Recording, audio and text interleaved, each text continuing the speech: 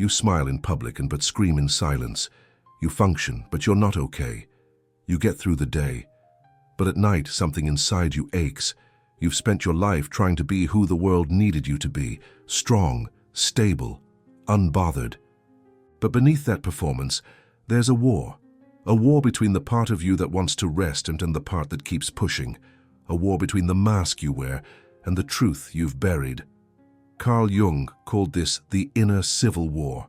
Not a war you fight with others, but the one you've been fighting with yourself, in silence. This video isn't here to motivate you. It's here to awaken you, to hold up a mirror, and finally help you make sense of the exhaustion, the anxiety, the emotional numbness you can't explain. Because what's wearing you down isn't your life. It's the version of you you've been forced to perform, and if you're tired of being at war with yourself, then what you're about to hear might be the beginning of your peace. There's a part of you that wants peace, to exhale, to stop fighting, to feel safe inside your own mind. But then there's another part, the one that keeps pushing, pretending, surviving, and every day those two parts pull you in opposite directions. Carl Jung understood this split. He believed that most suffering doesn't come from external chaos, but from internal conflict. The war between who you really are and who you had to become to be accepted. And here's what no one tells you. You can look calm on the outside while quietly unraveling on the inside, because we've been taught to perform strength, to hide our fear, to deny our sadness, and in doing so, we start to fracture. That fracture, it's not weakness, it's a signal, a cry from the parts of you that were silenced, abandoned, or shamed. In this video, we'll explore how Carl Jung's most powerful insights, combined with real soul-level truth, can help you end the war within. Not by becoming someone new, but by finally coming home to the person you've always been. And if something already stirred inside you, know this: you don't have to walk this path alone. I've placed a guide in the pinned comment, created for moments exactly like this, a resource to help you go deeper than words. And if this message feels like home, subscribe. This is your space, this is your mirror, this is your beginning. It doesn't start with chaos, it starts with a moment, so small, so subtle, that you barely notice it. You're a child, you laugh too loudly, you cry too easily, you ask too many questions, and someone, maybe with good intentions, tells you, "Whoa, that's too much." So you dial it down, you try again, you show vulnerability, you ask for attention, and this time the response is absence, rejection, or shame. So you bury the need, you bury the voice, you bury you. This is how it begins, not with trauma that shatters, but with moments that slice gently, until you no longer remember what it felt like to be whole. Carl Jung called this the beginning of fragmentation, when the self begins to split into what is allowed to be seen and what must remain hidden to survive. You learn which emotions are safe to show, and which ones are better locked away. You become a master of performance. You smile when you're sad. You stay quiet when you want to scream. You offer help when you're the one bleeding, and it works. For a while, you build a life, you succeed, you're admired. But deep inside, something aches, because while the world applauds your strength, you're collapsing under the weight of your silence. That ache in your chest, it's the grief of a self you left behind. That anxiety you carry, it's the signal of emotions you never gave yourself permission to feel. That tension in your body, it's the armor you've worn for so long. You forgot what it feels like to be soft. And here's the painful truth. The war inside you didn't start because you're weak. It started because you were adaptable. You learned how to become what others needed. You just never learned how to stay true to yourself in the process. Jung understood this deeply. He saw that we all build a persona, a mask we wear to survive in society, to be accepted, to be loved, to feel safe. But the danger is this. If you wear the mask too long, you forget it's not your face. And then when the real you tries to speak, you silence it, because it doesn't sound like the voice they applauded. It doesn't fit the role you were praised for. So the inner conflict grows. The persona says, "You're fine, keep going." But your soul whispers, "I'm tired, I need to feel." And that's where the civil war ignites, between the version of you that performs and the version of you that remembers. Not just who you are, but who you were before the world told you to edit yourself. The tragedy is that we normalize this. We call it adulthood, maturity, strength, but it's not. It's self-abandonment with a polished name. We were never meant to split ourselves to be loved. We were meant to be met in our fullness, our rage and tenderness, our chaos and clarity, our truth. But no one taught us how, so we survive instead of live. We suppress instead of express. We endure instead of heal. And the cost? A lifetime of emotional disconnection that no amount of sleep, success, or surface-level self-care can repair. Because you're not just tired, you're fractured. And until those parts are seen, held, and heard, the war will continue. You'll keep waking up exhausted. Not because you didn't rest, but because your body is still protecting you from a version of life where you were never safe to feel. This is not your fault, but it is your invitation, because now that you see it, now that you feel it, you get to decide if you want to keep performing your way through life or start returning to the parts of you that never stopped waiting to be loved. Jung didn't offer quick fixes. He offered a path, a descent into the unconscious, not to get lost in it, but to bring light to what was buried. And the first step on that path is to admit this. The real war isn't outside you. It's the one happening every day you choose. To be who you're not. Just to be loved by people who don't even know the real you. But that war can end. Not through force, not through effort, but through remembrance. You've been told to stay strong, to keep it together, to rise above. But strength without softness and becomes suppression, and holding it all in for too long. That's how wars are born, inside of you. Carl Jung called it the shadow, not because it's evil, but because it lives in the dark.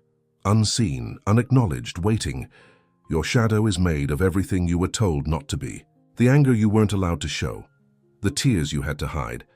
The parts of you labeled too much and too sensitive and too emotional. So you did what you had to do. You adapted. You smiled when you wanted to scream. You stayed, quiet when something inside begged you to speak. You pushed through the pain until pretending became a skill and avoidance became your autopilot. But here's the truth Jung revealed. What you suppress doesn't die. It waits, and it grows. That anxiety you can't explain. It might be your truth trying to break through the silence. That wave of sadness that hits you out of nowhere. It could be your soul remembering something your mind tried to forget, because emotions aren't random. They're not your enemies. They're messengers. And the more you ignore them, the louder they become. Jung understood this deeply. He believed that healing wasn't about destroying your shadow, but integrating it. You see, your shadow isn't dangerous. What's dangerous is pretending it's not there. Because when you disown your grief, it becomes bitterness. When you repress your anger, it turns inward into shame, self-doubt, depression. When you reject your fear, you live in a constant state of control, hypervigilance, and exhaustion. Integration means turning toward what hurts, not to drown in it, but to understand it, to sit with the sadness instead of running from it, to listen to your anger instead of silencing it, to breathe through your fear instead of pretending you're not afraid. This isn't easy, but it's the only way out, because the war doesn't end when you achieve more. It ends when you stop hiding from yourself.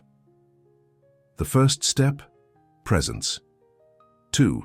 Notice what you feel without judgment. To say, I'm anxious right now, instead of saying, I shouldn't feel this. To say, there's rage in me, instead of saying, I'm a bad person. To say, I'm grieving without apologizing for it. Zen wisdom mirrors Jung in this truth. Freedom isn't found in escape. It's found in fully being with what is. Your shadow isn't trying to sabotage you. It's trying to protect. Use in the only way it knows how. It remembers the moments when speaking your truth was unsafe. It carries the memories your mind couldn't process. It holds the unmet needs that are still waiting to be felt. And the moment you finally listen, not fix, not shame, not override, but simply listen, the shadow begins to soften. That's how the war ends, not with a battle, with a conversation. A moment where you say, I see you, I know why you're here, and I'm not leaving. That part of you that lashes out. Maybe it learned that no one hears you unless you scream. That part that withdraws. Maybe it learned that silence was the only safe space. That overachiever in you, maybe it learned that love had to be earned. None of it is wrong. All of it makes sense once you trace it back to its origin. And Jung believed that once we integrate those parts, we reclaim our power, because you can't choose differently until you understand what's driving you. You can't find peace until you make peace with the parts of you you've exiled, and you can't become whole while rejecting the very pieces that long to come home. Integration isn't a one-time event, it's a practice, a sacred, slow, messy, beautiful practice of returning to yourself again and again until all of you is welcome. It doesn't mean you become perfect. It means you become real. You stop saying I'm fine when you're not. You stop holding space for everyone else while abandoning yourself.